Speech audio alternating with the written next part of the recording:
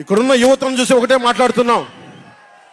నేనున్నది ఇక్కడ మీకు 10 కేజీల బియ్యం 5,000 రూపాయలు ఇవ్వడానికి కాదు, మీకు 25 సంవత్సరాల భవిష్యత్తు ఇవ్వడానికి, 25 సంవత్సరాల బంగారు భవిష్యత్తు ఇవ్వడానికి.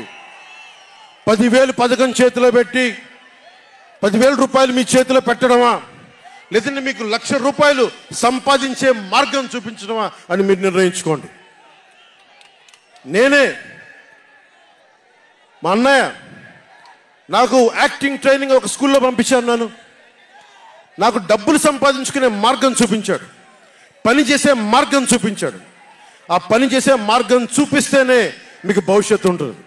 నాలాంటి వాడు ఆ పని చేసే మార్గం ఉండబట్టే కౌలు రైతులకి ఇన్ని కోట్ల రూపాయలు స్వచ్ఛందంగా ఇవ్వగలిగాం.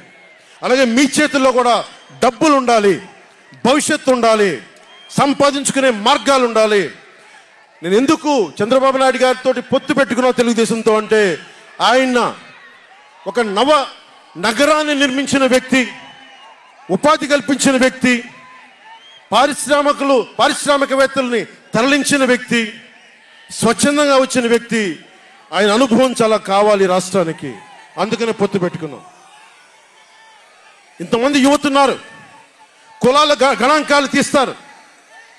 ఏ కులంలో ఎంతమంది ఉన్నారు, ఎవరికి ఓటేస్తారని గణాంకాలు తీస్తారు. కానీ ఇక్కడున్న యువతలో ఎంతమందికి ఏ ప్రతిభ దాక్కుని ఉంది, ఎంత సమర్థత దాక్కుని ఉంది, వారి ఆస్పిరేషన్లు ఏంటి, వారి ఆశలేంటి, వారి ఆశయాలేంటి, ఏ ఒక్కరన్నా అడిగారా ఈరోజు దాకా? జగన్ అనేవాడు వచ్చి అడిగాడా ఈ రోజున? మీరు ఓట్లు వేయండి 5,000 పడేస్తాం, మీరు ఓట్లు వేయండి మీకు 500 రూపాయలు రోజు పెన్షన్, మీకు డబ్బులు పడేస్తాం అనేవాడే తప్ప మీకు ఏం కోరికలు? భవిష్యత్తుకు 25 సంవత్సరాల తర్వాత మీకు ఎలాంటి ఉద్యోగాలు ఇస్తే బాగుంటుంది, ఎలాంటి స్కిల్స్ ఇస్తే బాగుంటుంది, ఏ ఒక్కనాడైనా ఆలోచించాడా? యువ ముఖ్యమంత్రి అంటే దేనికి? బంధులు పెట్టడానికి అది యువ ముఖ్యమంత్రి? మీ యువతకు చెయ్యని వాడికి మీరు వెంటబడే ప్రయోజనం ఏంటి? నా అభిమానులకు కూడా చెప్తా ఉన్నాను, నన్ను కాదని మీరు జగన్కి ఓటేశారు మర్చిపోను.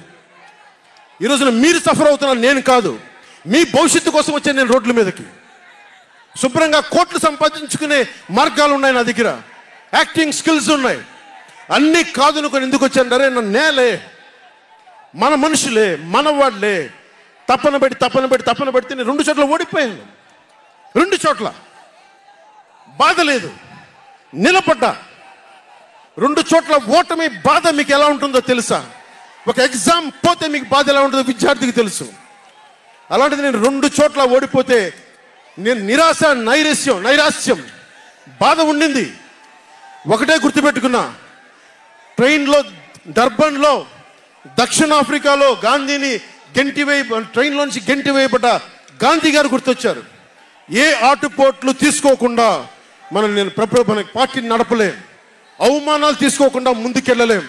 వారందరినీ స్మరించుకొని వారి స్ఫూర్తితోటి ఈరోజు నిలబడే ఉన్నాం.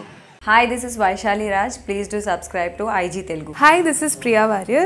Please subscribe to IG Telugu. Hi, this is Ravindra Vijay. Please subscribe to IG Telugu. Hi everyone, this is Srimuki. Please do subscribe to IG Telugu. Hi, this is Sarayu. Please subscribe to IG Telugu.